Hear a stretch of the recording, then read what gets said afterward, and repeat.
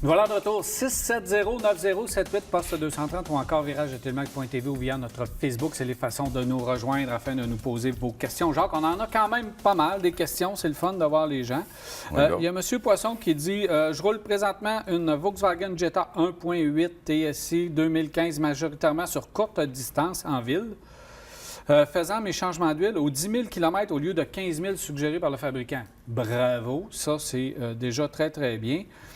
Alors, il dit, je fais 20 000 km par année. Est-ce qu'il serait préférable de fonctionner d'une autre manière afin de ne pas nuire à la durabilité du turbo?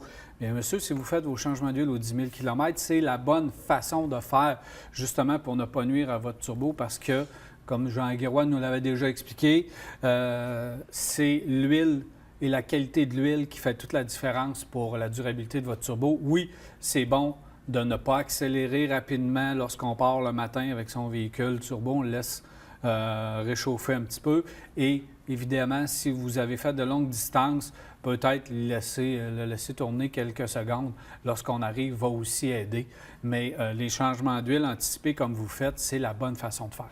Moi, je pense que lorsqu'on part le matin, c'est là que c'est le plus sensible, selon moi, parce que l'huile étant justement froide, ces moteurs-là prennent une certaine minute à réchauffer.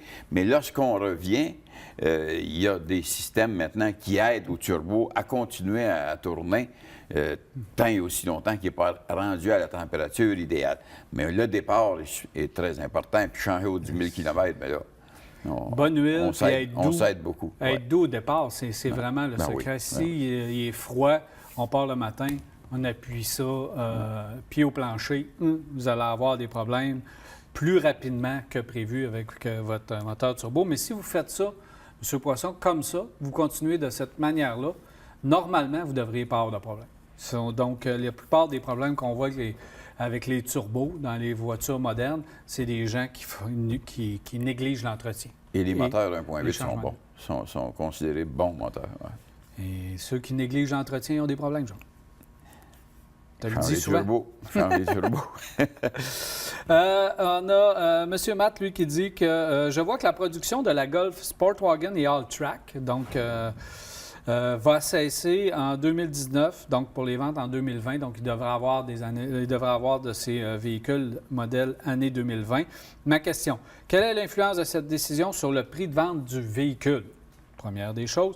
Par exemple, si je vais acheter à l'automne, donc à l'automne, ça va être vers la fin de la production du véhicule, est-ce que je vais m'attendre à payer moins cher qu'aujourd'hui, compte tenu de la période de l'année, évidemment 2019, et la fin de production? Ça va toujours selon notre besoin. À quel moment qu'on a vraiment besoin de changer de voiture? Alors, à l'automne, est-ce qu'on veut acheter un modèle 2019 ou on veut acheter un modèle 2020? Et l'écart dans le prix ne sera pas grand parce que ces véhicules-là sont populaires et ça n'arrive pas non plus en grande quantité. Alors, c'est généralement des quantités passablement limitées. Alors, moi j'irais pour... Moi, rendu à l'automne, je donnerais un coup, j'achèterais en 2020, certain. Le secret, là, c'est pas compliqué parce que chez Volkswagen, encore, ils ont coupé la marge de profit. Donc, entre le jeu que le concessionnaire a pour vendre le véhicule. Donc, on a réduit ça encore. Alors, la marge de manœuvre, elle est très, très mince. Il faut attendre les offres du manufacturier. Et la meilleure façon de le savoir, c'est de mettre les concessionnaires en compétition. Donc, vous allez voir un concessionnaire, vous allez voir l'autre concessionnaire et vous les mettez en compétition et là, vous allez voir si vous avez le meilleur prix pour le véhicule possible selon le moment où vous magasinez. Fin de l'année, modèle, c'est peut-être pas là que vous allez avoir le meilleur prix. Moi, j'attendrais même en fin 2020 si vous voulez avoir le meilleur prix. Quand les modèles vont commencer, là, quand la rareté va se faire, là, on va commencer à avoir des bons prix parce qu'on va vouloir écouler les modèles restants. Souvent, c'est là qu'on réussit à avoir quelques bons prix. Autre chose. M. Renaud, lui, dit « J'hésite entre la Mazda CX-5, le classique. CX-5, CR-V, RAV4 2019. Mes critères sont suspension pas trop ferme, bruit et tenue de route s'il y a du vent, donc un bon comportement dans le vent.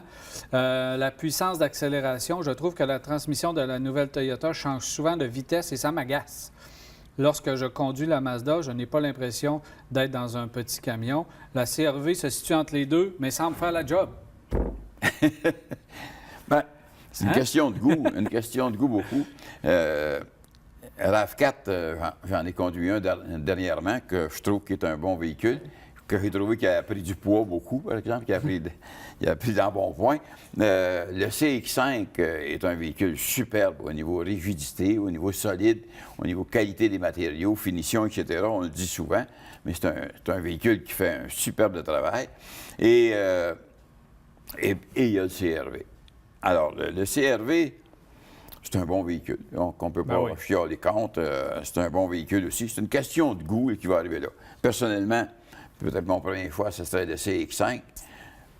RAV4 qui a une superbe valeur de rachat aussi. Suspension pas trop ferme, bruit, tenue de route, ça s'en va un petit peu plus vers le CX5. Le RAV4 va être le véhicule qui va vous donner fiabilité, grosse valeur de revente à la fin. Tout comme le CR-V, même si on a eu un petit peu de problème de moteur là, avec les 1.5 turbo, mais on nous dit qu'on a réglé le tout. Alors ça ne m'inquiète pas. Puis la longévité du véhicule non plus. Oui, il est un peu entre les deux. Le RAV4, lorsqu'on parle de la transmission qui change, c'est que la transmission du RAV4 va toujours chercher l'économie de carburant. On a l'impression de ne pas avoir de puissance. Il faut faire révolutionner le moteur pour avoir la puissance, mais Toyota nous ont dit, c'est ce qu'on voulait. On veut avoir de la fiabilité. Alors, on a réduit la puissance volontairement pour avoir de la fiabilité à long terme avec le moteur et justement pouvoir réduire les coûts d'entretien.